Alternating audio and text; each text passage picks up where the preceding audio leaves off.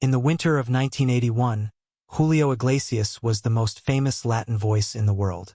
He was selling out arenas on 5 continents, recording in 14 languages, living the kind of life that looked, from the outside, like it had been designed by someone who wanted to illustrate what success looked like. And then, on a Tuesday morning in December, his father didn't come home. Not because of an accident. Not because of illness. Because a terrorist organization had decided that the most effective way to reach Julio Iglesias was through the one person in the world he couldn't protect with fame or money or bodyguards, the man who had made him. To understand what happened in December 1981, you need to understand what ETA was and what Spain was still becoming. ETA, which stands for Euskadi ta Askatasuna, Basque Homeland and Liberty, had been operating since 1959, initially as a resistance movement against Franco's dictatorship, which had brutally suppressed Basque language, culture, and identity. By the time Franco died in 1975 and Spain began its painful transition to democracy, ETA had evolved into something more complicated and more violent. It had carried out hundreds of attacks, assassinations, and kidnappings. Its most notorious act had been the 1973 assassination of Admiral Luis Carrero Blanco, Franco's chosen successor, whose car was launched into the air by a bomb planted beneath the street. By 1981, Spain was 6 years into its democratic transition, still fragile, still figuring out what it was. ETA was still active, still deadly, and increasingly relying on kidnapping as a source of funding. The targets were chosen carefully: wealthy individuals, prominent families, people whose disappearance would generate both money and attention. Julio Iglesias Sr., a respected gynecologist in Madrid, the father of the world's most famous Latin singer, fit the profile precisely. He was taken on December 22nd. The timing was deliberate: Christmas, when families gather, when absence is felt most acutely, when the pressure on a famous son to act would be at its maximum. The details of what happened that December evening are both precise and brutal in the way that real events always are, as opposed to the way fiction softens them. Julio Iglesias Sr. was taken from outside his home in Madrid. A group of ETA members approached him, forced him into a vehicle, and drove away before anyone could react. He was 60 years old, a doctor, a man whose life had been built around discipline, precision, and the quiet authority of someone who had spent decades caring for patients. He was not a political figure. He had no involvement in government or military affairs. He was chosen for one reason only: his son's name. The news reached Julio on tour. The exact location varies depending on which account you read. He was somewhere in the middle of a schedule that never stopped, in a city that was not Madrid, doing the thing he did every night while the world he had built around himself continued turning. And then a phone call came and the world stopped.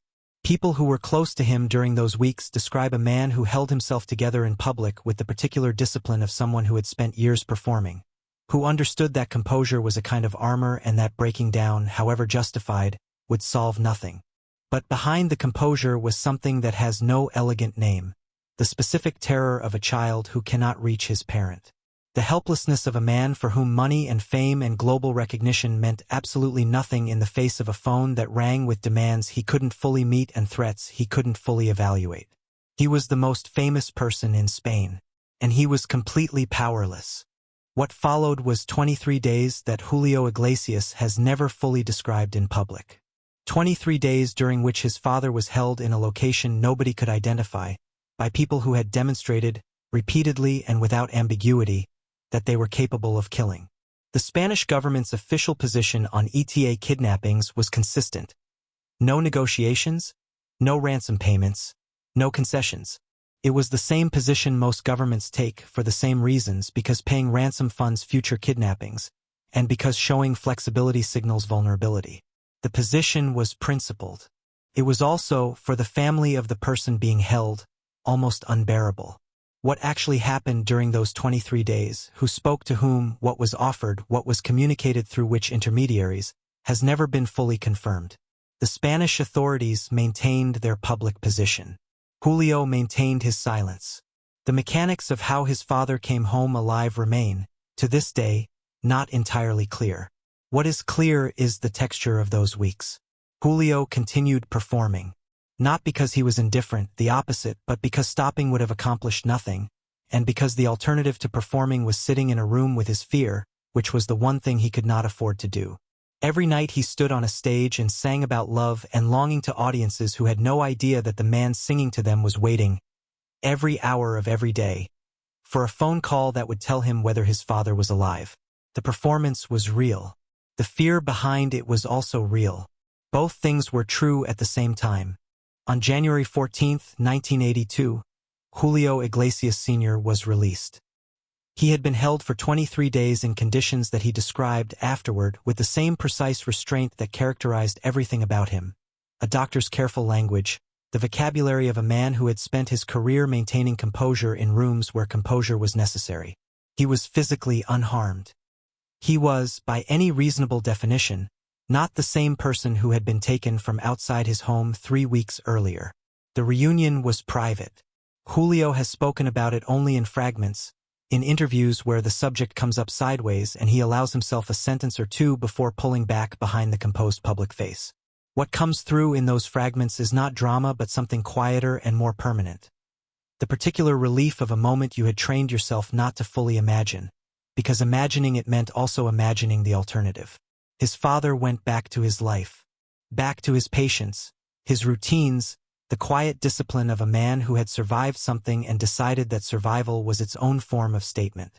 He didn't give many interviews. He didn't write a book. He absorbed what had happened and continued. Julio went back to the tour, back to the stages and the languages and the crowds.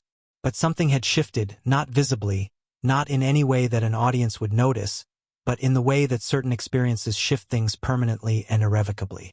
He had learned something that all the success in the world had not previously taught him, that the things you cannot protect are the things that matter most.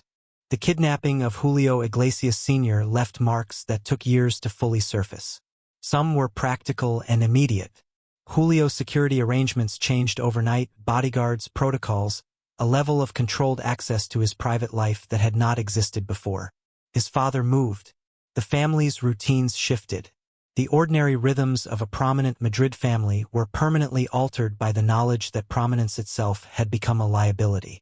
But the deeper marks were less visible and more lasting. Julio had spent his adult life building an empire of connection, reaching strangers across languages and borders, making people feel personally received by someone who had never met them. The kidnapping introduced a specific and permanent contradiction into that project.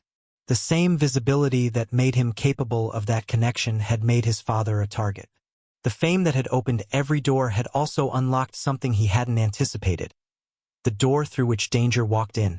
People who knew him in the years after 1981 describe a man who became simultaneously more guarded and more aware, more deliberate about who had access to him and to his family, more conscious of the gap between the public version of his life and whatever private reality needed to be protected. The openness that had characterized his early career, the sense that he belonged to everyone, that access was the point, developed edges it hadn't had before. There is also something worth saying about his father specifically. Julio Sr. had always been the more reserved of the two, the doctor to the performer, the disciplined man to the instinctive one. The kidnapping confirmed something the family already understood, that the Sr. Iglesias was a man of extraordinary composure. He had endured 23 days in captivity and returned to his life without public collapse, without the kind of visible damage that would have been entirely understandable.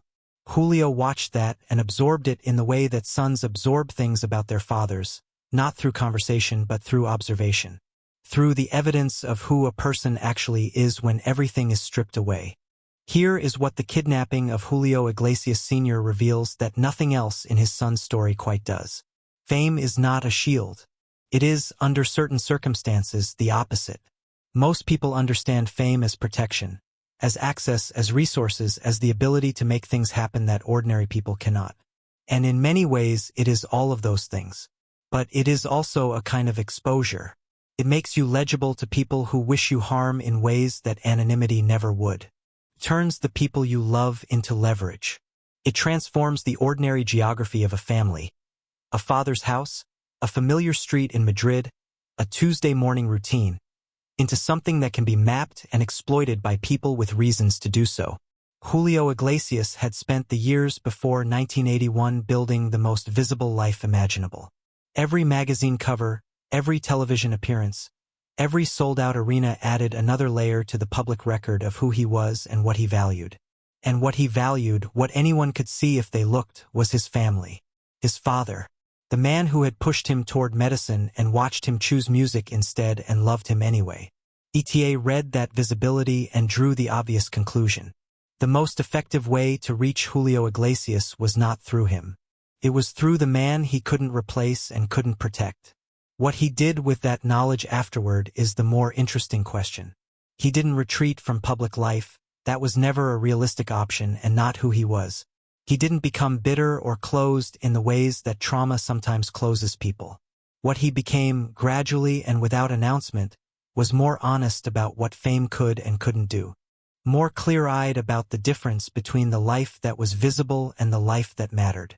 The man who had spent a decade making strangers feel like family learned, in 23 days in the winter of 1981, that family was the one thing strangers could use against you. It didn't make him love the strangers less. It made him understand what he owed to the people who weren't strangers, and how poorly, in some ways, he had been paying that debt. 23 days. His father came home, and Julio Iglesias, the man who had given everything to the world, began the long, quiet process of figuring out what he had failed to give to the people who were actually his.